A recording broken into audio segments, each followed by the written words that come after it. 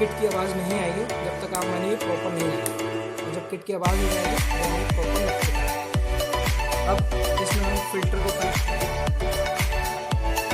तो आपका जो इनपुट का है, इनपुट का पूरा प्रॉपर रीडिंग हो चुका है।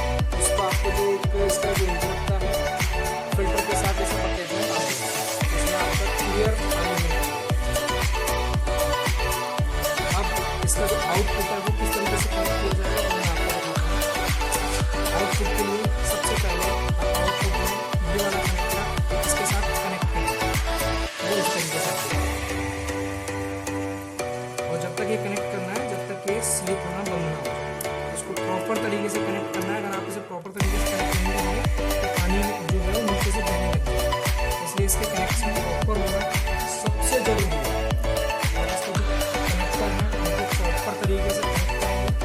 देन ये वाला जो कनेक्टर है इसकी जो आउटपुट की जो वायर है उसमें आप कनेक्ट करेंगे, उसमें ये नहीं है, इसके दो सिरे हैं, आप किसी भी कनेक्टर में उसको कनेक्ट कर सकते हैं। वो देखिए किस तरीके से इस तरीके से करने के बाद इसे इसके साथ कनेक्ट करें। सिर्फ आपको इसके ऊपर ये सिरा रख करके ये प्रॉपर इस तरीके से कनेक्ट करना है। मैं आपको एक बार और दिखा देता हूँ इस तरीके से कनेक्ट करना है, जिससे कि आपको कोई भी कनेक्शन हो वो लूज ना आए किसी भी कनेक्टर के साथ।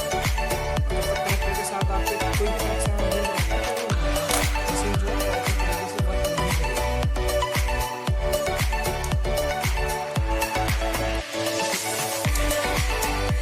इसका इंस्टॉलेशन प्रॉपर तरीके से काफ़ी ज़रूरी है, ये ज़रूरी नहीं है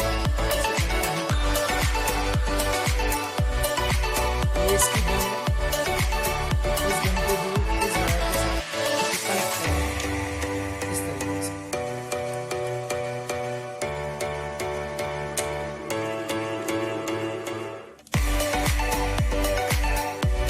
जब तक कनेक्ट करना है जब तक ये स्लिप होना बंद नहीं होगा।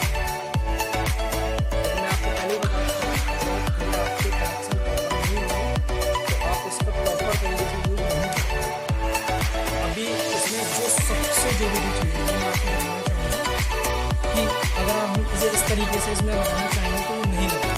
इसका सबसे जो आसान इजी तरीका है, आपको ये जो गेट है ऊपर करना है, देन इसको आप इसमें कनेक्ट करेंगे और आपका ये कनेक्शन है प्रॉपरली से कनेक्ट हो चुका है।